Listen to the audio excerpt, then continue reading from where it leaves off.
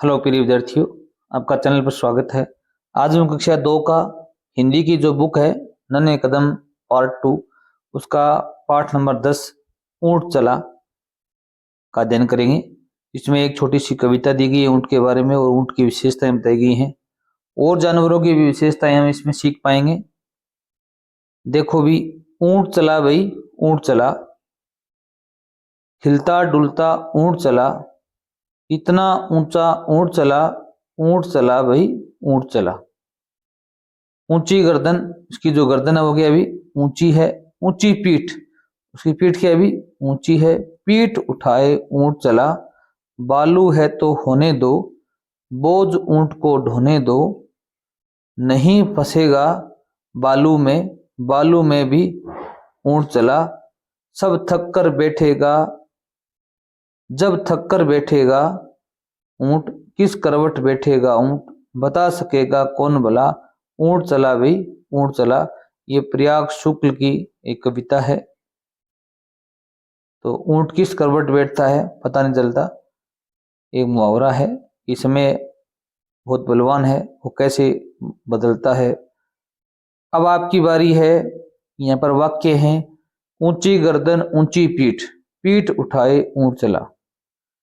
ये क्या उठाए चलते हैं आपको बताना। हाथी है वो अपनी सूंड को उठाए चलता है।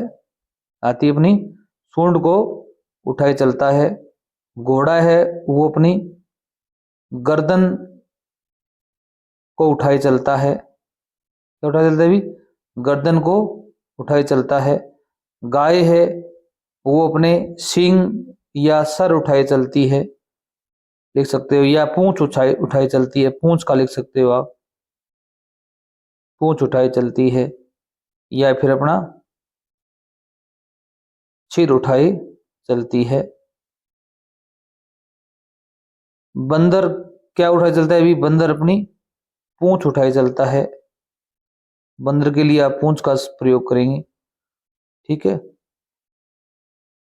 एक जैसे अर्थ वाले शब्द देखो भी, बालू, बालू का अर्थ होता है रेत, जो टीले होते हैं रेत की उनमें होती है। ढोना, ढोने का मतलब होता है उठाना। क्या होता है भी उठाना।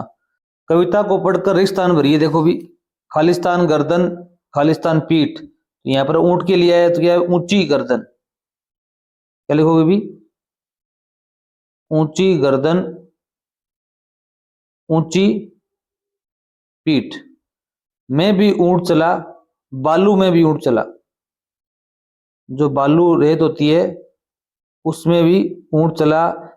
बालू है तो होने दो, बालू है तो होने दो, ऊंट को ढोने दो, बोझ ऊंट को ढोने दो। यहां पर क्या है भी बोझ, बोझ ऊंट को ढोने दो। ऊंट के बारे में कहा जाता है, ऊंट ऊंचा होता है, लंबी गर्दन होती है, बालू में चलता है, बोझ उठाता है। अब ऐसे ही इन जानवरों के बारे में आपको लिखना है। ये और जानवर है, जैसे हाथी है, हाथी के बारे में लिखना है आपको। हाथी के बारे में क्या लिखोगे, तो लिखो लंबी सूंड होती है इसकी, लंबी सूंड होती है। और क्या होता है भी झूमता घूमता चलता है वो, ठीक है, झूमता घूमता चलता है। और क्या लिखोगे भी हाथी के बारे में, ये क्या होता है भी मोटा होता है। तीन विशेषताएं लिख सकते हो। बंदर क्या लिखो, बंदर के बारे में क्या लिखोगे भी लंबी पूंछ, लंबी पूंछ, उछलता कूदता या कूदता उछलता, नटखट, नट खट बंदर होता है। ये इसकी विशेषताएं हैं। गाय क्या लिखोगे भी शांत स्वभाव, इसकी एक विशेषता है, शांत होती है गाय हमेशा ही। और क्या लिखोगे भी दूध देती है, दूध देती है। और लंबी पूंछ लिख सकते हो।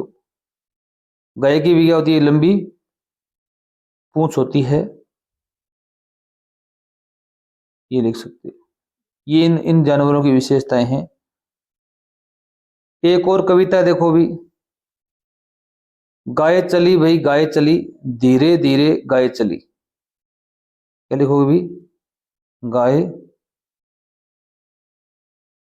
चली, सिर पर सींग, गले में घंटी, टन टन करती घंटी।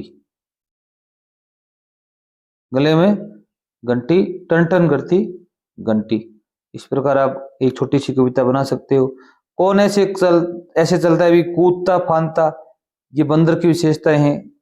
झूमता घूमता, ये हाथी चलता है। रेंगता रेंगता सांप चलता है। फुदक फुदक कर खरगोश चलता है या चूहा चलता है। इनके लिए आप प्रयोग लिख सकते हो।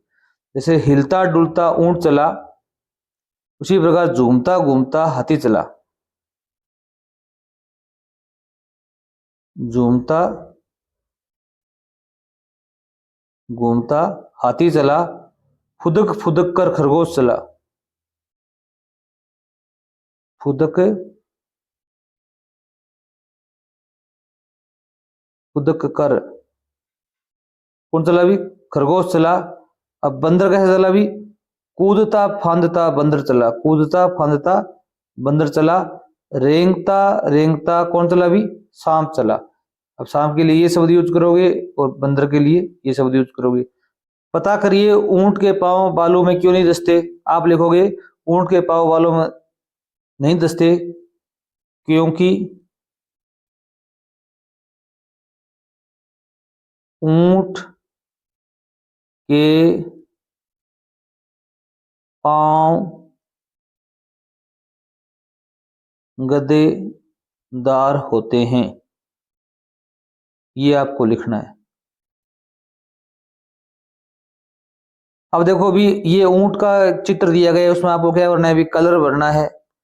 जहां पर एक नंबर दिया गया है वहां पर, जैसे यहाँ पर एक नंबर है, चित्र में एक नंबर पूंछ है, तो आपको ऐसा रंग भरना है। 2 नंबर में इस प्रकार का कलर भरना है, यहाँ पर 2 नंबर ये रहा। 3 नंबर में इस प्रकार, 4 नंबर में पीला रंग भरना है, 5 नंबर में इस प्रकार का रंग भरना है।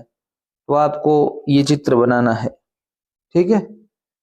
जो यहाँ पर हिंट दी गई है उसी हिसाब से आपको इसमें कलर करना है, आप कर सकते हो। अब ध्वनि जागरूकता खेल है, हम सीख पाएंगे ढ वर्ण। ढ ध्वनि वाले चित्र को पहचानिए और सही का चिन्ह लगाना है आपको। ये क्या है भी, आम है। ये क्या है भी, अनार है। ये क्या है भी, जहाज है। ये क्या है भी, सीढ़ी है। सीढ़ी, इसमें ढ वर्ण आया हुआ है, तो यहाँ पर आपको क्या लगाओगे, राइट मार्क लगाओगे, गुड लगाओगे और पहचानिए और लिखिए।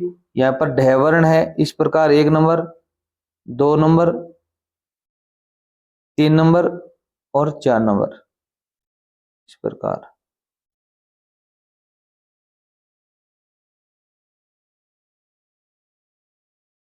ठीक है।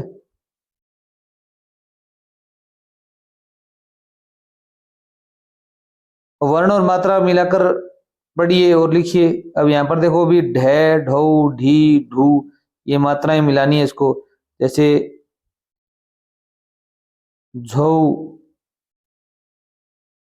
झी, झू, भौ भी भू, ढो भी धौ ढू, ये थू दे ढे ढी, ढा धी ढी, घो ठे डे घू धी। इनको पढ़ना है। जैसे पै ढे ना पढ़ना, तो आपको इस प्रकार यहाँ पर लिखना भी है। बै डे ना बढ़ना, आगे बढ़ना वैसे, ठीक है। चढ़ाई, कोई ऊंची चीज हो उस पर क्या करते हैं भी, चढ़ाई करते हैं। चढ़ाई करना वैसे मुहावरा भी होता है, आक्रमण करना। बढ़ई, बढ़ई क्या होता है भी, जो कारपेंटर होते हैं उनको क्या बोलते हैं भी, बढ़ई बोलते हैं। लकड़ी का काम करते हैं उनको क्या बोलते हैं भी, बढ़ई कहते हैं। क्या कहते हैं भी, बढ़ई। टेढ़ा, बाढ़, बढ़ना, गढ़ना, पढ़ना, ठेला, ढीला, धोखा, डाली, विरोध, इनमें आप ढ वर्ण पढ़ेंगे और ध वर्ण पढ़ेंगे, ठीक है। यहाँ देखो भी त्रय ध्वनि वाले ध्वनि जागरूकता के खेल हैं। त्रय ध्वनि वाले चित्र को पहचानिए, सही का निशान लगाइए। ये बंदर है, ये त्रिशूल है, यहाँ पर राइट मार्क लगाना है, वो बंदर पर नहीं लगाना है। ये अनार है, ये पौधा है, यहाँ पर त्रिशूल है। ये इसमें देखो भी 1 नंबर, 2 नंबर, 3 नंबर और 4 नंबर, इस प्रकार आपको त्रय लिखना है, लिख सकते हो। अब वर्ण मात्रा को मिलाकर पढ़ना है, तो औ की मात्रा ऐ उ, त्रय त्रौ त्रय त्रु, इसी प्रकार क्या हो जाएगा अभी ढौ ढई ढू धौ धई धू, यहाँ त्रो धी ढो ढू ढो त्रु धो त्रा धू, इनको पढ़ना है आपको। त्रि त्रौ त्रि धौ ढू त्रे ढे त्रु धे। अब यहाँ पर इनको शब्द मिलाना है, जो वर्ण है उनको मिलाकर क्या बनाना है, शब्द बनाना है आपको। जैसे मात्र, पुत्र,